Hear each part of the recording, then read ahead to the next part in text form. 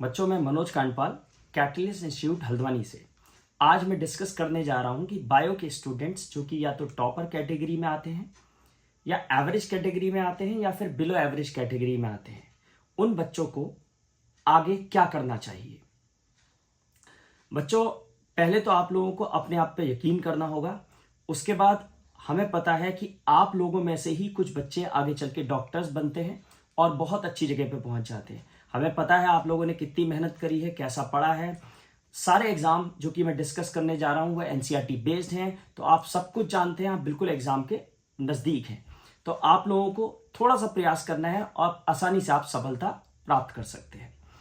तो बच्चों, पहली कैटेगरी आती है टॉपर कैटेगरी।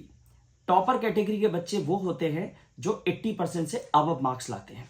ऐसे बच्चों को एमबीबीएस के लिए जाना चाहिए। इसके लिए आपको नीट यूजी का एग्जाम देना होगा और आप आसानी से एमबीबीएस कर सकते हैं। आप अभी 2 महीने का क्रैश कोर्स ज्वाइन कर सकते हैं, उसके बाद अपना आकलन कर सकते हैं।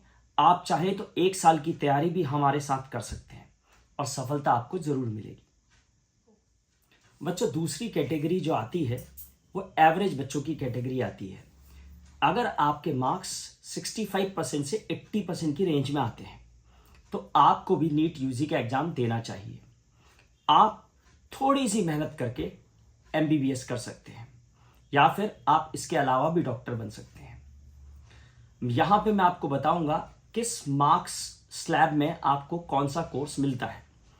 अगर बच्चों आपके मार्क्स नीट के एग्जाम में 600 to 650 या इससे अबव आते हैं तो आप किसी भी गवर्नमेंट मेडिकल कॉलेज से आसानी से एमबीबीएस कर सकते हैं। अगर आपके मार्क्स 550 की रेंज में आते हैं तो फिर आप सेमी गवर्नमेंट कॉलेज से या फिर किसी प्राइवेट मेडिकल कॉलेज से एमबीबीएस कर सकते हैं। यहाँ पे आपको ये जानना चाहिए कि सेमी गवर्नमेंट कॉलेज की जो फीस होती है वो थोड़ा कम होती है, लेकिन प्राइवेट मेडिकल कॉलेज की फीस काफ़ी ज़्यादा होती है। इसको हर कोई अफोर्ड नहीं कर सकता है, तो आपको अपने फाइनेंशियल कंडीशन के अकॉर्डिंग ही कॉलेज को सेलेक्ट करना चाहिए। अब इस कैटेगरी में जहाँ पे आपके मार्क्स 550 आते हैं वहाँ पे आप आसानी से गवर्नमेंट कॉलेज से बीडीएस, बीएएमएस, फिर बीयूएमएस जैसे कोर्सेज ऑप्ट कर सकते हैं जिसमें बहुत नॉमिनल, बहुत कम फीस लगती है। अगर बच्चों आपके मार्क्स 500 प्लस की रेंज में आते हैं, 500 की रेंज में आते हैं, तो आप प्राइवेट मेडिकल कॉलेज से या फिर अब्रॉड से एमबीबीएस कर सकते हैं। लेकिन इन दोनों ही केसेस में आपको पता है कि काफ़ी ज़्यादा फीस लगती है।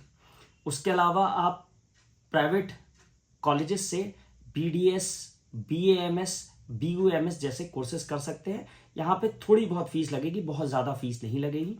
या फिर आप चाहें तो गवर्नमेंट कॉलेज से बीएचएमएस, होम्योपैथी, या फिर बैचलर इन वेटनरी साइंस जैसे कोर्सेज कर सकते हैं जो कि बहुत कम फीस में हो जाएगा।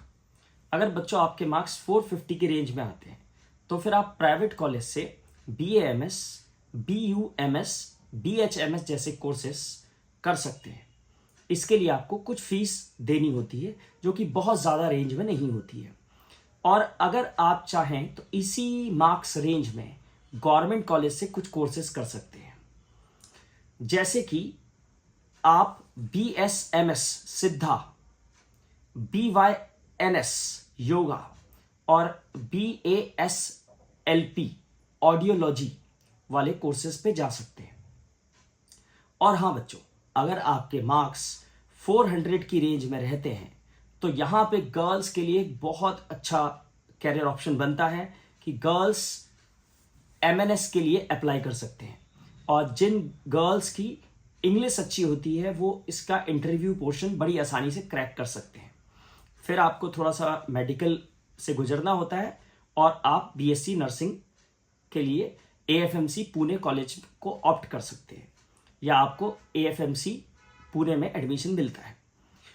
बॉयज़ के लिए या गर्ल्स के लिए यहाँ पे आपको गवर्नमेंट कॉलेज में बीपीटी कोर्सेज में भी आप जा सकते हैं इस मार्क्स रेंज में। बच्चों, तीसरी कैटेगरी जो आती है वो बिलो एवरेज बच्चों की कैटेगरी मानी जाती है, जहाँ पे आपके मार्क्स 65% से भी कम आते हैं। तो आप भी थोड़ी सी मेहनत करके कुछ अच्छे कोर्सेज को ऑप्ट कर सकते हैं। इस कैटेगरी वाले बच्चों को भी नीट यूजी के एग्जाम देना चाहिए। अगर नीट यूजी के एग्जाम में आप 300 to 350 मार्क्स लाते हैं, जो कि बहुत कम मार्क्स है, सिर्फ अगर अच्छी बायो भी आप जानते हैं, बायो भी आपने मन लगा के पढ़ा है, तो आप इतने मार्क्स आसानी से ला सकते हैं और पैरामेडिकल के कोर्सेज को ऑप्ट कर सकते हैं। जैसे कि आप गवर्नमेंट कॉलेज से BSc nursing, B pharma, D pharma, bachelor in OTT जैसे कोर्सेज ऑप्ट कर सकते हैं। इवन अगर आपके मार्क्स 150 की रेंज में भी रह जाते हैं नीट के एग्जाम में, जो कि बहुत कम मार्क्स हैं, आप बहुत आसानी से ले आएंगे, तो भी आप प्राइवेट कॉलेजेस से ये सारे कोर्सेज कर सकते हैं थोड़ी सी फीस में। अगर आप 65% से नीचे कैटेगरी में आ रहे हैं, तो इसके अलावा आप यूपीसीईटी, यूपीएसडब्ल्यू का एग्ज़ाम भी दे सकते हैं। इस एग्ज़ाम को देने के बाद आप B pharma, D pharma, bachelor in OTT, lab technician जैसे कोर्सेज ऑप्ट कर सकते हैं। हालांकि इन कोर्सेज में आप डायरेक्ट एडमिशन भी ले सकते हैं। डायरेक्ट एडमिशन के कई विकल्प कैटलिस्ट इंस्टीट्यूट के पास भी हैं, आप हमसे भी संपर्क कर सकते हैं। बच्चों, इन सारे कोर्सेज को करने के बाद आपको जल्द नौकरी मिल जाती है और ये कोर्सेज उन बच्चों के लिए अच्छे माने जाते हैं जिनकी फाइनेंशियल कंडीशन बहुत अच्छी नहीं है। और अगर आपकी फाइनेंशियल कंडीशन बहुत अच्छी है या फिर आप आगे लंबी पढ़ाई करना चाहते हैं, तो आपको बच्चों बीएससी कोर्सेज को ऑप्ट करना चाहिए। आपको बीएससी के लिए जाना चाहिए। देखिए, आसपास के कॉलेज से बीएससी करने से अच्छा है कि आप सीयूईटी यूजी का एग्जाम दें, और इस एग्जाम को देने के बाद, जो कि बहुत आसान एग्जाम होता है, एनसीईआरटी बेस्ड होता है, सिर्फ 12th क्लास का सिलेबस पूछा जाता है, इस एग्जाम को क्लियर करने के बाद या इसमें मेरिट बेसिस पे आप आसानी से बीएससी कर सकते हैं दिल्ली यूनिवर्सिटी से, जेएनयू से, एएमयू से, इन बड़े संस्थान से। इसके आगे आप चाहें तो आप एमएससी कर सकते हैं, या फिर टीचिंग में अगर कोई कैरियर बनाना चाहे तो बीएड जैसे कोर्सेज भी कर सकते हैं। किसी भी प्रकार की सहायता के लिए आप हमसे सीधा संपर्क कर सकते हैं। हमारे इंस्टीट्यूट को विजिट करिए और टीचर्स की मदद लीजिए।